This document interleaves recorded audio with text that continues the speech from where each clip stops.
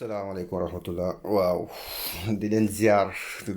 si yéen ñi abonné si chaîne bi di leen nuyu di ñaan aussi ñëpp képp ku si jàng li nga si jàng yàlla na la jëriñ ñi nga xam ne dañuy def examen di si xoolaal yàlla nañ am examen yi di ñëwaat si continuer si tableau yi rek di expliquer tableau yi nga xam ne daa mat a xam booy def examen. daanaka kenn mënul jàppandoo yëpp nag waaye def naa ko maa ngi koy def ay pàcc bi nag xam naa moom laa bëgg a def muy dernière bi dinaa si waxtaanee tableau bi ñu gis vélo yi tableau bi nga xam ne dalay def indication mais dafa am en même temps dafa amaale tableau pour liggéey yi di si waxtaan tableau yi tamit am na yoo xam ne jotoon nañ si wax mais yu si zone yi dinaa si waxtaan ak tableau yi tamit am na jotoon naa si wax même tableau bi am na yu ma si jotoon wax donc bii tamit dinaa ko leeral ak bii moom xaw na am solo mais yu si bëri am na fu ma ko jotal leeral mooy tableau priorité yi donc damay tàmbali si tableau bi tableau vélo yi bi si njëkk mooy M1 bi M1 moom day wane ne fii boo ko rombee vélo rek moo fa war a jaar bu fekkee M2 yi tamit dañu wax ne vélo kese moo fa war a jaar maanaam bi si topp aussi dañuy wax ne vélo ak scooter A maanaam yoon bi mun nga fi jaar scooter B waru fi mun a jaar maanaam scooter A bu njëkk bi ñu bind except vélo kese maanaam vélo kese foo la jaar scooter war a fa jaar parce que souvent yoon yi day am scooter war a fa jaar fii nag lu mel ni dëkk bu mel ni Belgique classe A yi si kaw foo ñoo vélo yi ñoo bokk fi ñuy jaar vélo classe scooter classe A dafa am classe A classe B ak 125 jëm kaw parce que 50 yi mooy scooter classe B 25 mooy scooter classe A looloo tax ñuy def except maanaam benn yoon boo xam ne nii souvent nag day nekkaale si suufu tableau maanaam oto war na fa mën a jaar mais comme vélo dafay jaar wala ñu def fa ne fii oto dafay jaar mais vélo kese fa war a jaar scooter war a fi jaar comme beneen tableau muy M3 troisième tableau bi dañ si bind ne scooter moo fay jaar ak scooter classe A moo fay jaar ak vélo mais lan moo tax ñu def si classe A parce que classe B waru fa jaar donc looloo tax pour nga mun ko comprendre except bi lan moo tax beneen bi mooy M4 bi quatrième tableau bi dañ si def ay flèche loolu lu muy tekki flèche gauche flèche droite flèche bu jëm si kaw ak flèche bu jëm si suuf lan lay tekk mi ngi tekk ko ne vélo dafay jaar si ñaari côté yëpp maanaam double sens yëpp vélo dañ fay jaar bu dee M5 bi tamit loolu la même chose dafay war ne double sens bi yëpp vélo ak scooter classe A dañ fay jaar boo gisee ñu bind si scooter def A rek day signifier classe A boo ñëwee si deuxième si suuf M6 bi dañuy gis ni ñu bind si obligatoire classe B maanaam la moo tax ñu def si obligatoire classe B parce que dafa am yoon yoo xam ne nii yoonu 50 la tali boo xam ne 50 nga war a daw 50 km/h foofu scooter dafay daw léegi nag mun nañ dem ba si yàgg tali bi ñu def ko yokk ko mu jëm 70 mais boobaa scooter bi dañ koy def obligatoire mu jaar si kaw vélo bi mun na nekk contraire tamit mun na nekk mu doon jaar si kaw vélo bi léegi ñuy obliger ko pour mu wàcc ci kaw tali bi donc loolu moo tax ñuy def ci classe B obligatoire bu dee nag dafa nekk comme beneen bi stop M7 bi interdit maanaam classe B waru fa jaar maanaam classe B mun na am dañ ko interdit fi nga xam ne fa la vélo yi war a jaar comme ni ñu defee classe except classe A foofu classe B waru fa jaar léegi nag bu fekkee bi suuf M kii bi ñu teg la ñaari kii bi dañuy wane ne foofu scooter dafay jaar parce que defuñu fa classe A defuñu fa classe B dañuy wane ne scooter dafay jaar vélo dafay jaar bu fekkee nag tamit M9 bi nga xam ne dañu def ay flèches yoo xam ne dañu tegloo ci suuf waaw dañuy tegloo ci suuf parce que dañu def vélo def ñaari flèche yoo xam ne dañu tegloo ci suuf loolu ba léegi day wane ne yoonu vélo la exemple yoonu vélo la mais double sens la waaw maanaam vélo bi fu mu nekk maanaam yoon bi yoonu vélo la mais vélo day ñëw sa gauche vélo day ñëw sa droite bu dee tableau bi muy M10 bi boobu tamit la même chose lay teg yoonu vélo la mais yoonu scooter la mais si double sens yëpp. xam nga fii lan moo tax tableau yi peut-être am na ñoo xam ne dina leen amal njëriñ am na ñoo xam ne dina amal njëriñ parce que lu mel ni dëkk Hollande lu mel ni Belgique bokkuñ nag exactement ay règles mais dañu am partie wu vélo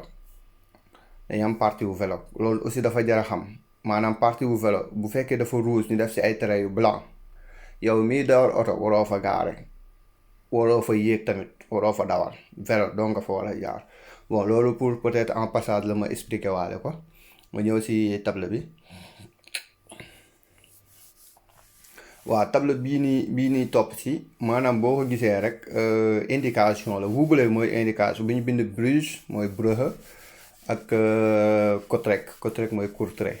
ak Gent mooy Gand donc loolu indication la beneen bi ñu bind si Wavre léegi nag si suuf ci après dañ si def tableau yi nga xam ne dañ si def trait yu weex ak yu rouge tableau yi soo gisee rek day wane ne liggéey moo fa am liggéey bi nag mun na am yoon bi na mu meloon dañ ko changé exemple tali yi bu juboon mais tableau yi souvent fu muy nekk day wane ne liggéey ngi fa mais mun na am trait yu weex moo fa nekkoon léegi trait yu jaune lañ fay teg léegi day détourner yoon bi exemple mun nga gis ne tableau bi Kortrijk jubal la tout droit mais nga ñëw ba foo gis tableau yu zone yi yu rouge yi moom ngay topp rek parce que da lay déviation la maanaam tableau bu rouge bi mooy type 5 bi ak tableau bu zone ak kii bi type 5 bis bi juste ay déviation la mun na la bàyyiloo sa yoon mun nga yaakaar ne non yoon bii laa war a jaar lan moo tax mu kii mu def la déviation mais déviation yi boo gisee mu la jaar topp ko rek boo ko toppee dina la indiwaat dina la jubaat parce que souvent bu fekkee dafa am liggéey bu am si kaw tali bi gars yi dañuy changer yoonu tali bi mais tableau yi loolu lay signifier donc moo tax ñu defaat si tableau indication pour wane ne donte sax gis nga ne sa indication fii la tableau bi def déviation toppal déviation parce que dina la génnewaat fa nga war a jëm donc loolu mooy tableau bii nii gàtt na donc jarul ni si yàgg waaw bi si topp mooy tableau A31 boo gisee moom jàppal ne liggéey mi ngi si kanam waaw mooy bis njëkk bi nga xam ne nit ki dafa mel ni maçon boobu moom boo gisee mooy jàppal ne ñi ngi liggéey si kanamu tali bi beneen bis topp mooy feu rouge la exemple boo gisee rek jàppal ne feu mi ngi si kanam souvent nag dinañ defaale ay tableau wax la 100 mètres 200 mètres mais souvent bu ko amul rek yow de toute façon ralentir xamal ne feu rouge mi ngi si kanam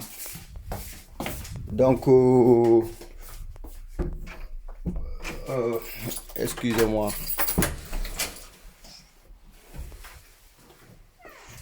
waaw maa ngi jégalu en même temps xaw a am gan bu ma surprise mais bon waaw xaw ma continuer li ma doon wax feu rouge bi laa tolloon maanaam table bi feu rouge la boo gisee rek xamal ne feu rouge mi ngi si kanam mooy A33 bi B19 bi boo gisee ak B21 bi ñoom ñaar mooy naan foo xam ne yoon bi dañ ko war a wàññi te ñaari oto war fa rombante bu fekkee expliqué woon naa wax si beneen vidéo bu fekkee yow si côté rouge bi nga nekkee sa flèche mooy rouge bi da ngay topp rouge bi yow xamal ne da nga war a taxaw bu dee noir bee war a jàll léegi ñaari tableau bi beneen bi mooy bu bleu bi dañoo nuroo mais nag jàppal ne bu fekkee yow da ngaa ñëw jàkkaarloo bu njëkk bi xamal ne keneen ki bu bleu bi lay jàkkaarloo donc ku si nekk rek dalay wan ne yow yaa war a taxaw yow yaa war a dem beneen bi stop mooy C1 bi loolu moom mooy waroo fa jàll interdit de kii circuler boo waroo fa dugg maanaam waroo fa dugg la beneen bi moom beneen bi interdiction la aussi C3 bi bii moom bi nga xam ne interdiction la pour nga dawal fa la benn C3 bi la mais bi nga xam ne mooy C1 bi c'est-à-dire benn sens la maanaam bu fekkee tey jii oto yi dañuy génnee noonu yow dañuy bañ nga duggee noonu parce que génn gaay kese la mais bu fekkee C3 bi nag moom da nga fa warul jaar waroo fa dugg kon oto waru fa dugg waru fa génn bu fekkee sens bi mu nekk bu dee C35 bi nag boobu dañuy war ne oto yu ndaw yi mën nañ doubler oto yu ndaw yi mais oto yu ndaw yi aussi mën nañ doubler ay camionnette ay bus bu fekkee C39 bi nag moom dañuy tere oto bu mag mu doubler maanaam camionnette warul doubler oto bu ndaw mais mën na doubler bus. bu dee C43 bi moom 50 la 50 nga war a daw à l'heure. waaw bu ma yéegee si tableau yi nga xam ne dañoo xaw a jaune mooy F39 bi yooyu yëpp ay indication la maanaam route Wavre bi nii la nekkee mais bu fekkee sa côté gauche nga jëm mooy Namur donc autoroute Charleroi bi ndax loolu rek lay teg bu dee F79 maanaam bande yi 3 la woon mais dañ koy réduire 2 bu dee F81 bi yoon bi ni mu dëngee rek la ñu wan maanaam yoon bi dafa am foo xam ne nii dafa xaw a dëng waaw moo tax ñaari flèche yi xaw a mel ni lu dëng maanaam peut-être yoon bi jubal la woon mais dañ ko wàññi xaw ko changé moo tableau yu ma doon wax souvent bu ñu amee ay liggéey mooy tax ñuy indi tableau yii nii mu ñëwee si suuf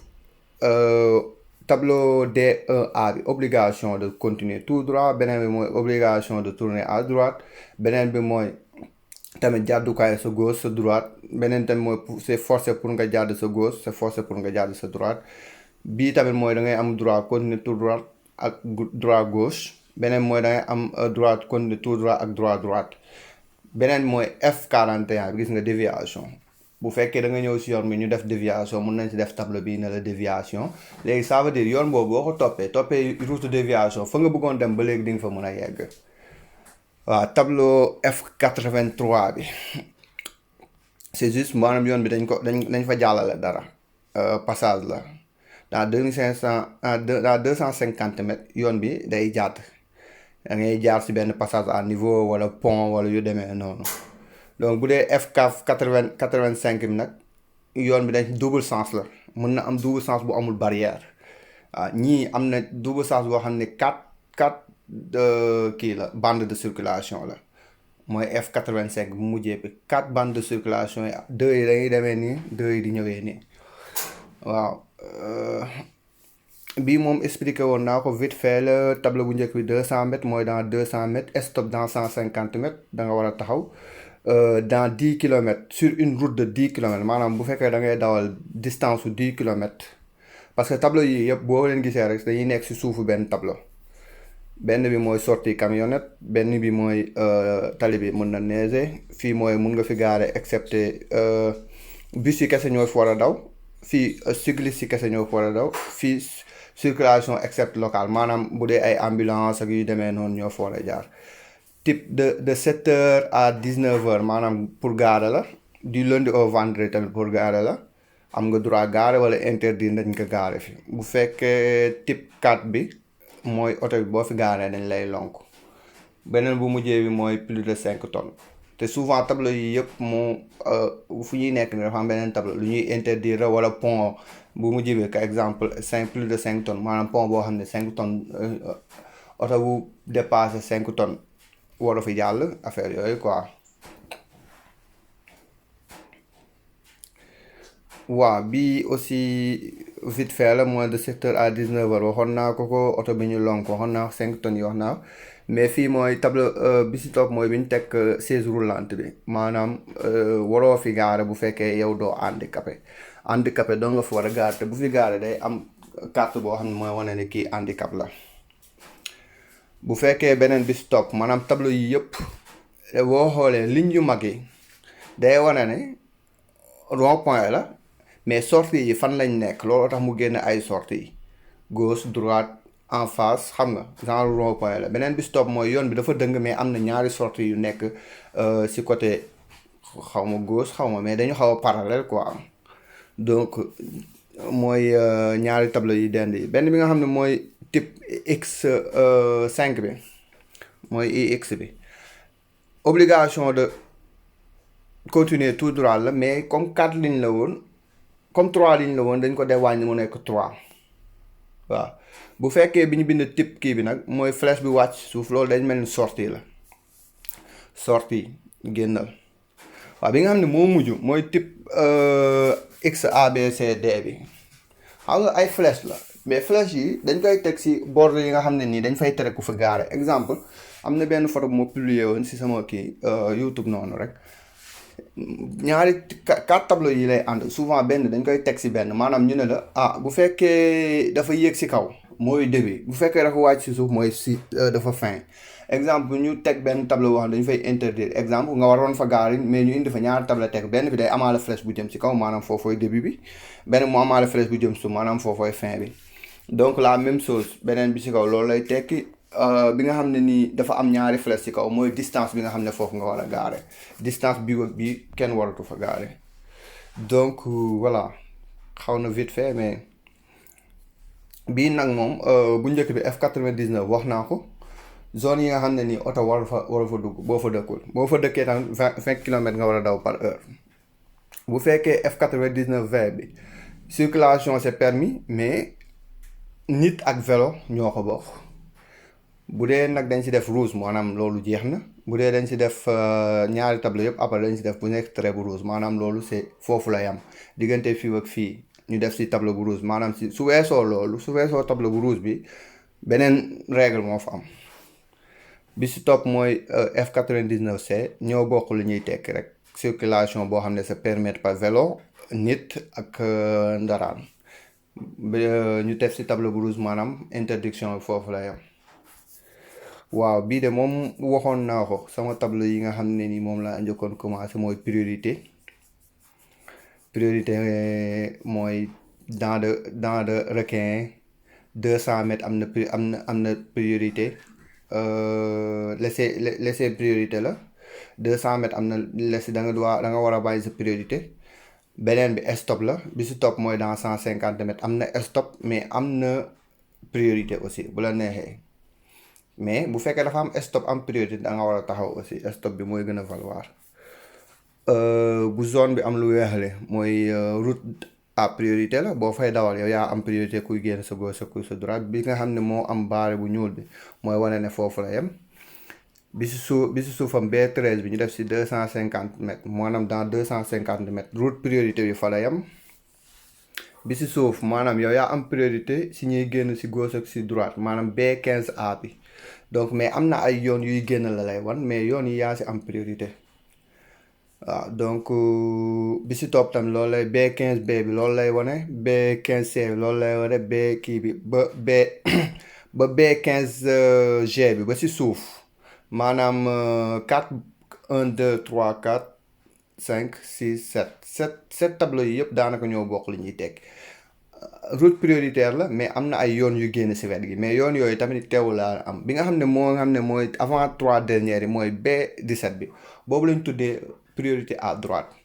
soo ko gisee jàkkaarloo moom rek xamal ne kii génn foofu moom moo am priorité loolu lañ tuddee priorité à droite mais ki sa droite quoi donc mun na nekk si intersection ki sa gauche amul priorité mais yow ki sa droite moom moo ay priorité